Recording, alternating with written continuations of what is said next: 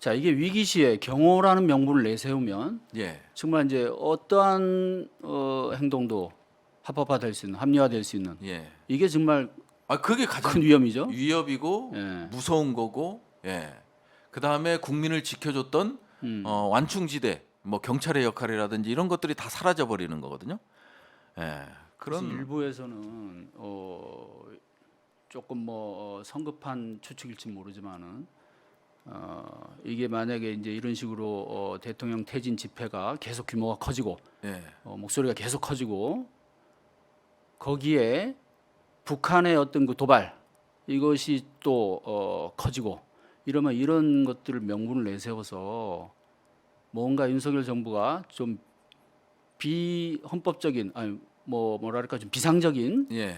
그런 조치를 내릴 수도 있다. 예. 예? 거기에 지금 이 경호처법이 바뀌는 것, 군을 유사시 움직일 수 있게 된다는 것, 이것이 상당히 악용될 수 있다.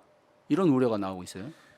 내부적인 사태만 보면 내부적인 어떤 윤석열 퇴진 집회나 이런 거를 가지고 뭐 계엄령이라든지 군을 동원하는 단계는 지금은 아니라고 보여지는 건데요.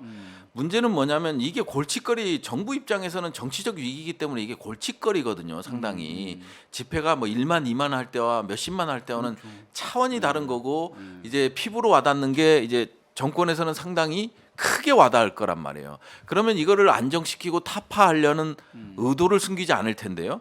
하지만 우리가 지금까지 시스템적으로나 모든 측면에서 민주주의 공고화를 이뤄가는 상태이기 때문에 내분적 불안정 갖고만은 어떤 자기가 의도한 대로 권력을 가지고 이거를 잠재운다 이런 거는 있을 수 없는 일이고요. 하지만 북한의 위협이 위협이 현실화되고 그다음에 영토, 우리 영토, 영의 영공을 포함한 영토에 대한 도발적 행위가 이루어진다면 이게 두 개가 맞물려서 시너지 효과를 낼 수가 있겠죠. 그래서 이제 계엄령까지 갈 수 있는 하나의 시나리오는 만들어지는데 그래도 윤석열 정부도 투표를 통해서 정권을 잡은 선출직이지 않습니까? 그러다 보니까 내부적인 상황만 갖고는 힘들 거다. 하지만 외부적 요인이 강하게 들어온다면 그럴 가능성도 상당히 크다고 보여집니다. 그런데 실제로 지금 뭐 그쪽에 전문가시니까 북한의 지금 행동 예. 패턴이 눈에 보이잖아요. 예.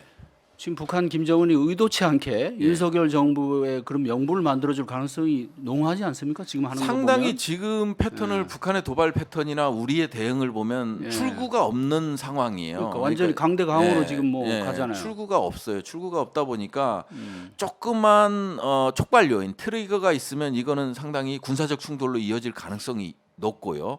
이것이 다시 우리 이 국내 정치에 영향을 줄 거고 민주주의에도 영향을 줄 것으로 저는 생각이 드는데요. 남북 관계가 지금 상황에서는 상당히 위험하다. 조그만 거 하나에 군사적 충돌로 이어질 수 있는 그 가능성이 상당히 높아 보인다. 지금 보면 한반도에 얼마 전에 주말에 B2 B1B 폭격기 두 대가 다시 들어오고 그다음에 북한에서 또 대응하고 뭐 일련의 이제 강대강이 상당히 위험 수준을 넘어섰죠. 이거는 위기 관리가 제대로 되지 않는다면 국민적 희생도 나올 수 있는 그런 상황이다 보니까 이런 남북 관계와 이제 또 국내적 불안정 이게 두 개가 이제 상당히 국방부 이제 대변인도 오래 하셨으니까 지금 뭐 잠깐 그 얘기를 좀 하면 말이 나왔으니까 지금 이 남북 대치 국면, 이 강대강으로 가는 이 상황, 그다음에 또 우리 정부는 이제 미국이야 원래 뭐 우리가 전략적 동맹국이고 뭐가 전통적으로 그렇지만 이제 일본까지 끌어도 이게 또 지금 변수가 되고 있는데 북한 애들이 제일 싫어하는 게 또 일본이잖아요. 그렇죠. 노동신문을 보면 저도 이제 북한 연구를 했기 때문에 노동신문을 한 2, 30년 지금은 어떻게 바뀐지 모르겠습니다. 노동신문 6면이 항상 일본면이었어. 국제면. 항상 일본에 대해서 자극적인 표현을 써갖고 거칠게 비판을 하는 게 이제 6면에 나왔던 기억. 지금 제가 이제 공부할 당시에 이제 그런 기억이 있는데 상당히 북한이 일본에 대해서 거부감을 갖는 정도가 상상 이상이죠. 그렇죠. 예, 그런 상황에서 이제 한미일 안보 협력으로 가는 거잖아요.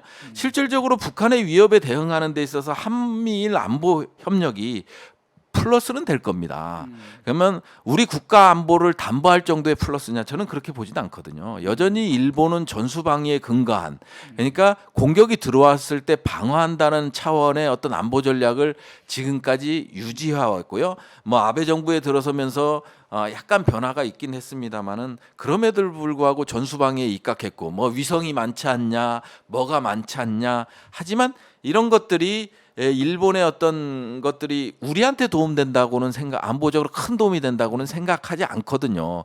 그리고 한밀 안보 협력을 하면서 독도 인근이 아니다. 일본하고 더 가깝다. 이런 그 국민의힘부터 시작을 해서 그 뭐랄까 당직자들이 이런 얘기를 하던데 상당히 위험한 발언이다. 일본이라는 거는요. 일본이라는 나라는 2014년 집단적 자위권을 발동하면서 그러니까 헌법 해석, 평화헌법을 해석하면서 집단적 자위권이 가능하게끔 했잖아요. 근데 이제 북한에 대한 미사일 위협에 대해서 집단적 자위권 공격을 하기 위해서는 어디를 통해서 갈 거냐? 어디를 통해서 갈 거냐 하면 한반도밖에 없거든요. 그러면은 이제 남쪽에서 들어가는 통로가 있을 수 있지만 거기는 중국 때문에 불가능하고 서해도 마찬가지고 중국과 러시아, 북한 이쪽이 이게 서해도 불가능하고 결국은 동해밖에 없어요. 그것을 내준 게 한국이란 거기에 동의해준 게 한국이잖아요. 물론 미국이 요청했지만 이런 것들이 북한 입장에서는 뭐 북한 대변인도 아니고요. 저는 이제 국방부 대변인을 했던 사람으로서 안보적인 관점에서 봤을 때 우리가 일본의 집단적 자위권을 동해를 통해서 우리 영해와 영토로 들어갈 수 있게끔 하는 게 과연 올바른 건가에 대해서는 좀 심사숙고할 필요가 있다는 생각이 듭니다.